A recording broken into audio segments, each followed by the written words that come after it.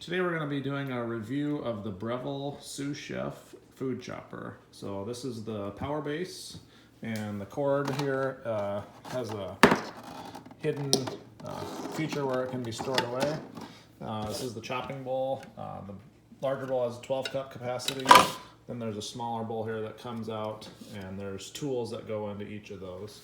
And then this is the lid that locks on, and it has a slot where you can insert carrots or zucchinis here, and otherwise a larger compartment to open up and feed your produce into. It also comes with a really nice case for all the accessories. You can open it up. There's a spatula that comes with it to dig your items out. There's a plastic whipping blade like for whipped cream. There's the large and small chopping blades. And then there's a dough blade for like making cookies. That's plastic. The others are nice stainless steel.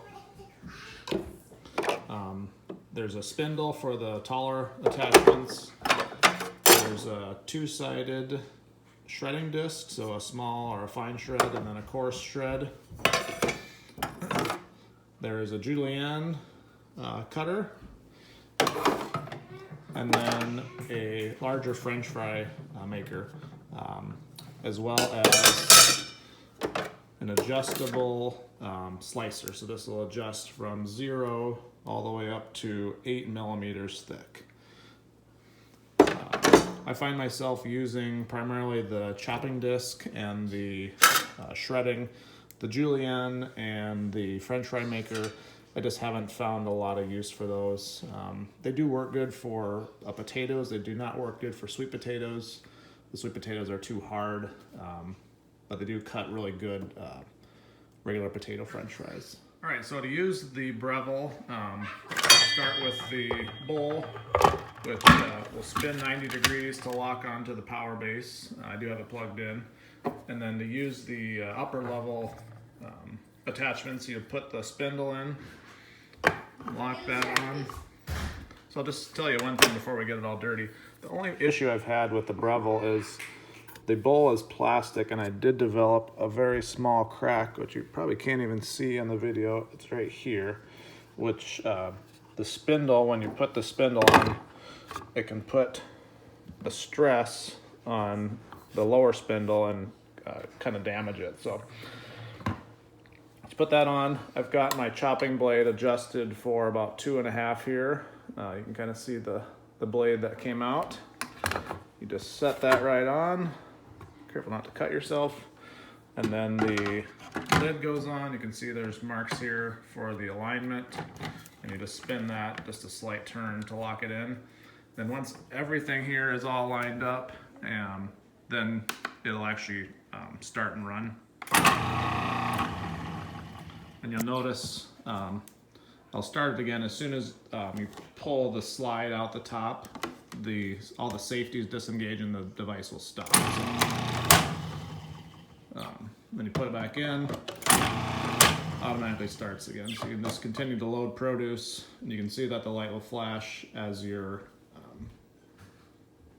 loading more produce in. So we're going to go ahead and chop some cabbage and carrots for sauerkraut. So I'll just toss the cabbage in, and we'll just put the lid on. You can see it makes really quick work of the chopping duties. You kind of got to cut your pieces down to the point where they'll actually fit into the hopper.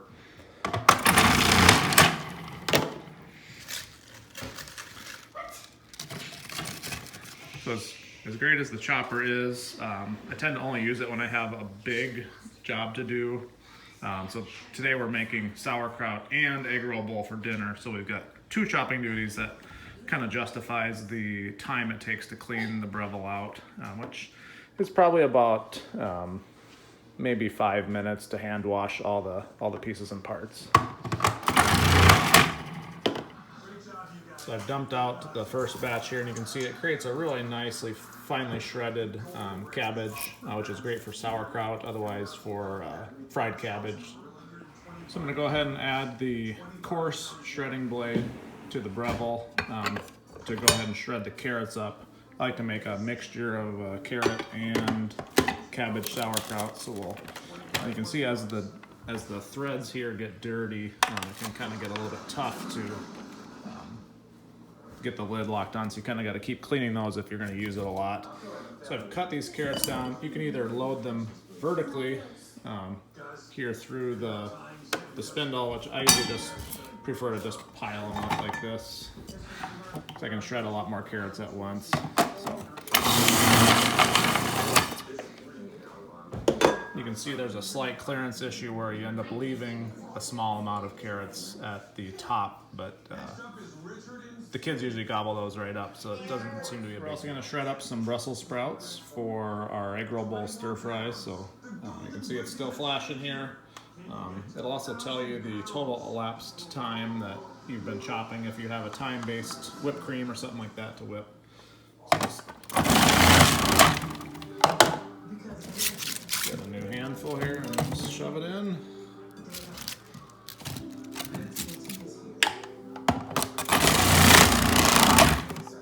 Really the only two cleaning trouble spots I've encountered on the Breville are on the lid down into this alignment mechanism where the lid goes down. This is the safety tab.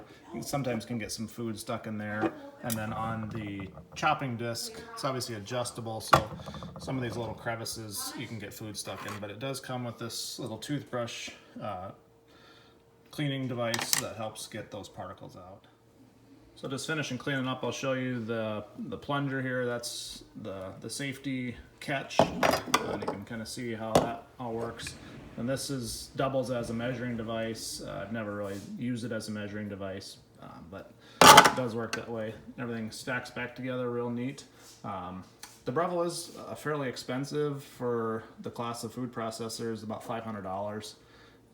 But we've had a couple others. We had a Black & Decker that was about $100, maybe a Hamilton Beach, probably in that same price range, and both of those lasted, a week or two.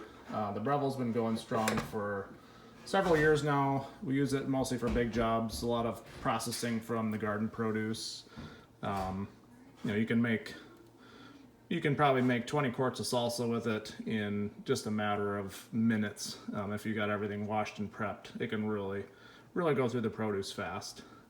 So we've really enjoyed it. Hope you enjoyed the video. And that's the Breville Sous Chef. Thanks for watching.